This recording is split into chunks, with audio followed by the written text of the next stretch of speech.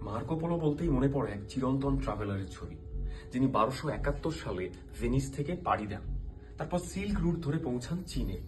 সেই Marco polo, তার কাছে নাকি অনেক ধনসম্পদ ছিল, আর তিনি যখন আবার ভেনিসে ফিরে যান 1295 সালে, তখন নাকি সমস্ত ধনসম্পদ নিয়ে যেতে পারেননি।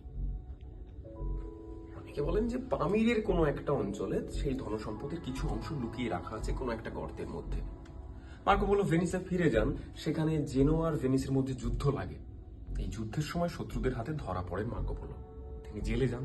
জেলে যাওয়ার পর এক কয়েদি তার কাছে এই সমস্ত আশ্চর্য ঘটনা শোনে এবং তার গল্পগুলোকে লিপিবদ্ধ করেন এক বইতে। আর সেখান থেকে জানা যায় যে ওই গর্তের মধ্যে এখনো সে গুপ্তধন লুকিয়ে আছে।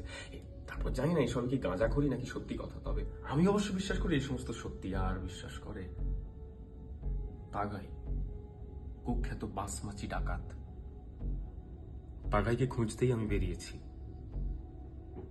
তাকে যদি খুঁজে পাই, তাহলে আমি দেখাবো আমার নামও জুরা।